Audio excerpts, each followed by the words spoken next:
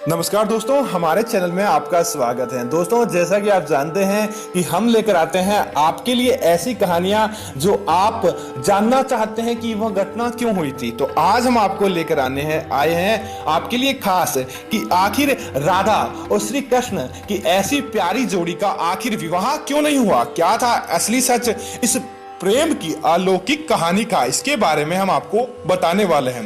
दोस्तों, कृष्ण और राधा का प्रेम अपने आप में एक मिसाल है।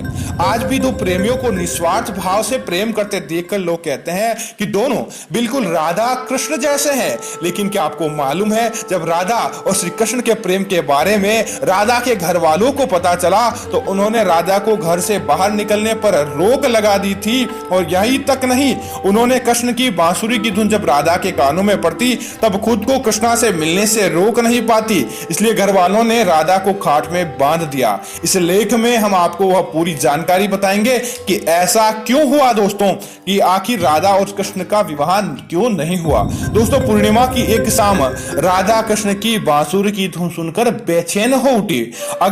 उधर श्री कृष्ण को भी राधा की पीड़ा का एहसास हो गया। कृष्ण अपने भाई बलराम के साथ राधा के छत पर पहुंचे और खाट में बनी राधा को रस्सी खोलकर मुक्त किया। पूर्णिमा की यह अंतिम रासलीला थी। कृष्ण घर लौटकर अपनी माता यशोदा से कहते हैं कि वे राधा से विवाह करना चाहते हैं। यशोदा कृष्ण को समझाते हुए कहती है कि राधा तुमसे उम्र में 5 वर्ष बड़ी है और कंस की सेना में एक सैनिक से राधा का विवाह होने वाला है, इसलिए राधा से शादी करने की तुम जिद छोड़ दो।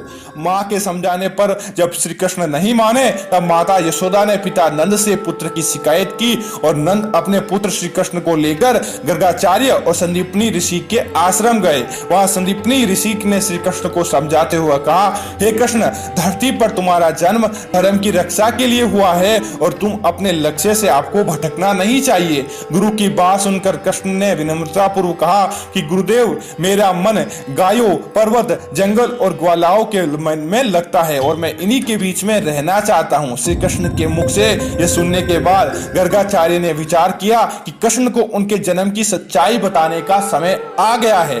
उन्होंने श्री कृष्ण से कहा कि तुम मुक्तिदाता हो, धर्म की स्थापना करना ही तुम्हारा उद्देश्य होना चाहिए। यह जानकर श्री कृष्ण को अपनी जीवन का असली उद्देश्य समझ में आया और उन्होंने शादी का इनकार कर दिया। इसके अलावा भी श्री कृष्ण के राधा से विवाह न करने के कई कारण बताए जाते हैं। कुछ लोगों का कहना है कि राधा और श्री कृष्ण का प्रेम अलौकिक है। यह प्रेमी प्रेमिका वाला नहीं बल्कि भगवान और भक्त वाला प्यार था, इसलिए इस पर शादी का सवाल नहीं उठता।